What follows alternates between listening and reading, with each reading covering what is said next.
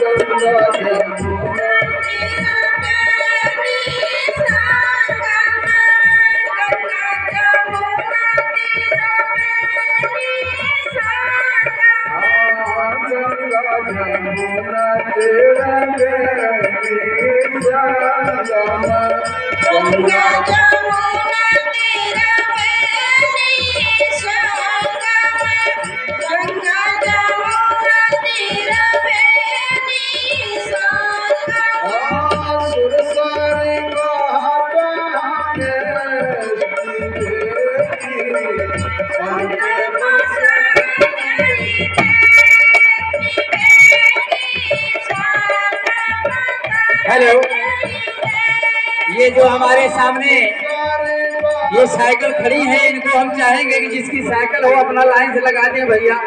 बड़ी मेहरबानी होगी। वहाँ पर टेंट लगने जा रहा है, या जो भी हमारे कार्यकर्ता हो साइकिल उठाकर बगल में लगा दे। जिसकी साइकिल हो कोई बात नहीं है, आप लोग साइकिल उठाकर टेंट लगा दें।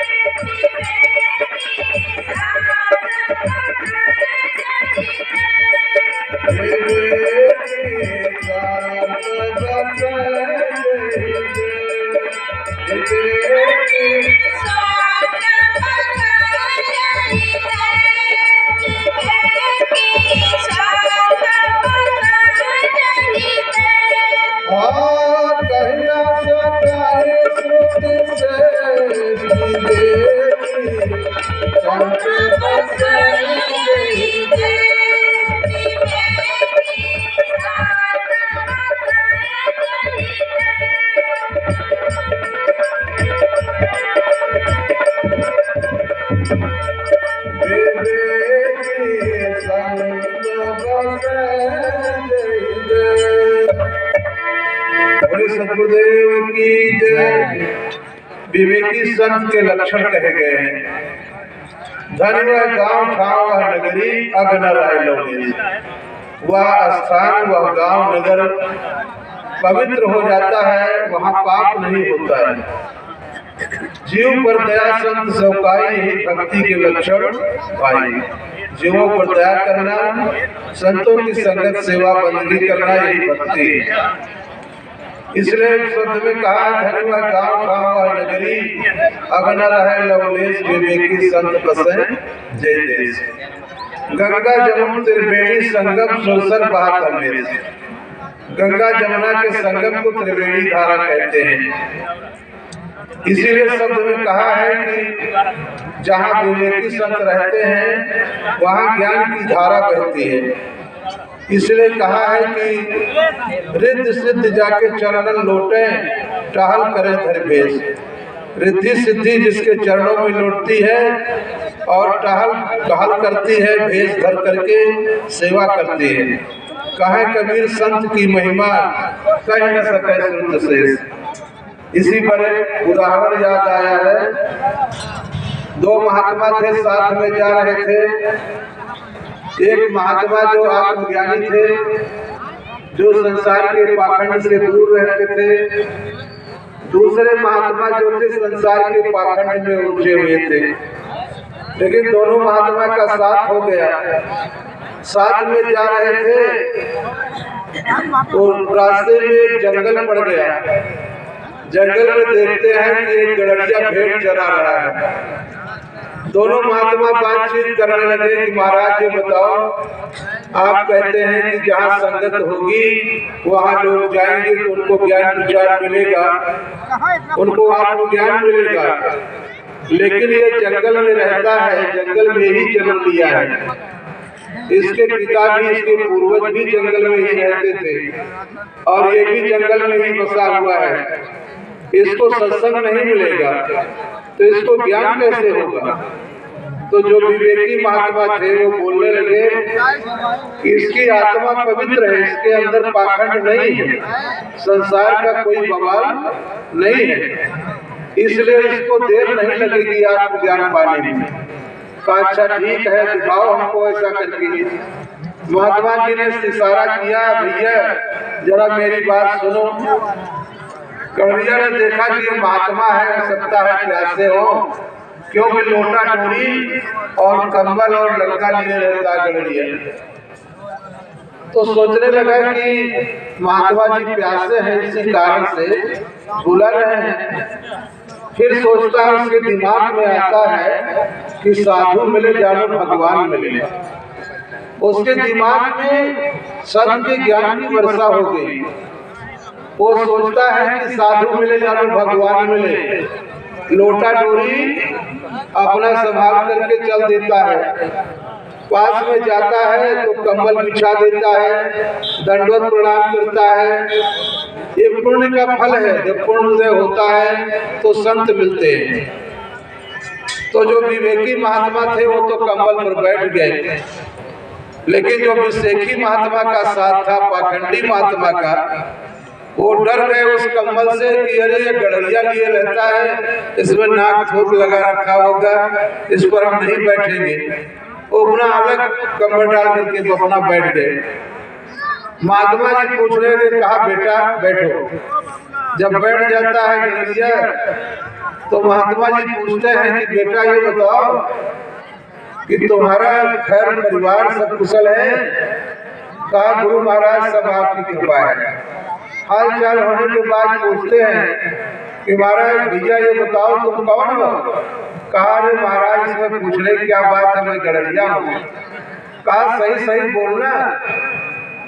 तो भगवान बोलता है गड़रिया कि हाँ महाराज मैं खूब जानता हूँ, मैं गड़रिया हूँ, जन्म जात का गड़रिया हूँ, मेरे पूर्वज भी गड़रिया थे। तो अच्छा ठीक है, एक बात बताओ तुम्हारे सिर पर क्या है? जब हाथ सिर पर ले गया, कहा महाराज ये तो बाल है। और नीचे आओ जरा, मस्तक है, कान है, नाक है, आंख है, मुंह है, हाथ है, पैर है, पेट, सब गिना दिया। गिराने के बाद में महात्मा जी विवेकी जो थे वो पूछने लगे कि भैया ये बताओ गड़रिया कहाँ है? अब तो गड़रिया का ध्यान अलग हो गया कि मैं गड़रिया कहाँ बता दूं। वो चरणों में गिर पड़ता है कि महाराज मुझे ये ज्ञान हो गया कि मैं गड़रिया नहीं हूँ, क्योंकि मुझे गड़रिया नहीं खोज मिलता कहाँ है। कहा हाँ बेटा तुम गड़रिया नहीं हो, तुम एक आत्मा हो। ये शरीर जड़ है, आत्मा चेतन है, लेकिन तुम आत्मा को नहीं जानते हो। कहा हाँ महात्मा जी आज तक मुझे कोई ऐसा महात्मा मिला नहीं जो मुझे आत्मा का ज्ञान दे, और आपकी कृपा आज हो गई हमारे ऊपर, कम से कम हमको आत्मा का ज्ञान पाने का अवसर तो मिला। जब उसको आत्मज्ञान दे देते हैं महात्मा कि अंदर में जो बोलनहार है वो जब तक रहेगा तभी तक संसार का सब खेल है। जब लग बोला तब लग बोला, तब लग घन व्यवहार, बोला गया चोला गया कौन जाके द्वार। गड़रिया को जो बोध हो जाता है तो कहता है महाराज मेरे ऊपर दया करो, मेरे घर चलो, मेरे परिवार को तारण तारण का रास्ता बता दो, और ये सब मैं हटा दूंगा भेड़ी वगैरह, क्योंकि अभी तक ये हमारे पूर्वज करते थे, मैं भी करता था, अब मैं ये हत्या का काम मैं नहीं करूंगा। उस दिन से वो गुरु की शरण में हो जाता है और पूरे परिवार का तरन तारण हो जाता है। तो परमात्मा की कृपा होती है तो संत का मिलन हो जाता है। आज इस नगरी का हो भाग्य है जो कि महात्मा बालक साहब के द्वारा इतने संत और भक्त यहाँ पर इकट्ठा हुए हैं। इसलिए गंगा जमुना की धारा यहाँ पर बह रही है, सत्संग की धारा बह रही है। तो जो विवेकी महात्मा थे वो शर्मिंदा हो गए, कहा अरे महाराज वास्तव में आपने ज्ञान दे दिया और उसकी आत्मा पवित्र हो गई, आत्मज्ञान से प्राप्त हो गया।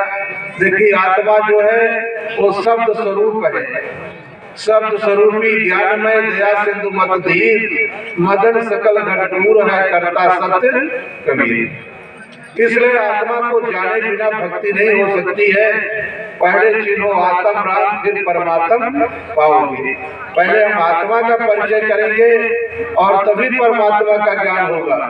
और वैसे तो बाहर की दिशा में आत्मा रूपी शिष्य है, परमात्मा रूपी संत है। अगर परमात्मा न मिले, संत न मिले तो आत्मा का ज्ञान कौन देगा? संत मिले, साहब मिले, अंतर रही नरे मनसा वाचा कर्मणा साधु साहब एक। इसी भाव में आइए दूसरा भजन सुने। बोले सद्गुरुदेव की जय।